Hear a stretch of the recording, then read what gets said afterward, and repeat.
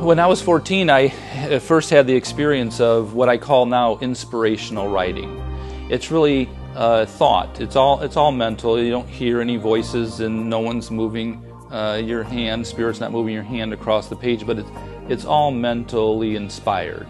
But I didn't do much with it. You know, when you're younger as a kid, you know, what do I do with this? And you know, you're busy in life growing up and then starting a family and working and so forth. And probably about 8 years ago or so, I began to come to a place in life that I said, you know, and asked myself that question, well, there really must be more to life than this. And so I began to sit back down and sit with the inspirational writing again.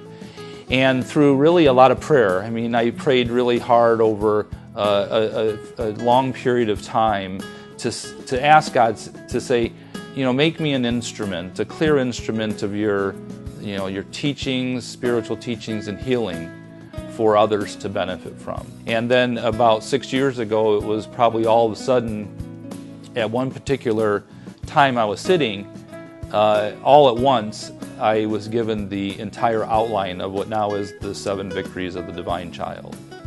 And that was amazing, because it was probably the first time that I realized that, oh, these writings were going to be accumulating in really a book form. The book is written as a how-to manual for life, really, how to manage through all the ups and downs of life, but more importantly, how to gain a closer relationship with God here and now. And spirit and spirituality are universal. They unite the spiritual family of humanity. And this book is written for really seekers of all faith traditions, in a universal spiritual fashion, so that no matter what tradition people come from, or people that aren't sure what their beliefs are today, I believe can get something out of the spiritual wisdom that came through in these writings. I think we make this thing called life way too difficult. I mean, we make it way too hard.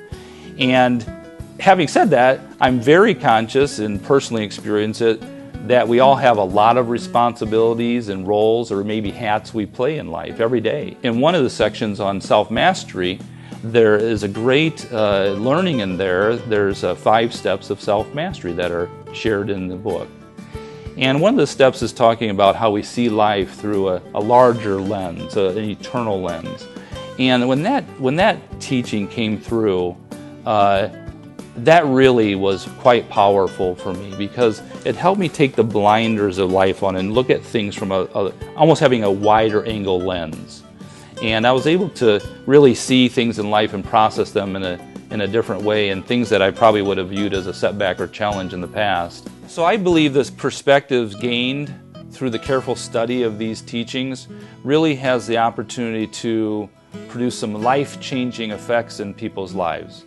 And in addition to eliminating fear and eliminating guilt, or even anxiety, people have the opportunity to see through those, kind of the illusions of those and what they are, and peel the illusions back in a way that allows them to see these events, or the things that cause these events, quite differently in life. And when we see things differently, you know, at different places, we get those aha moments. We get, you know, it's like we've taken blinders off and I can see the light.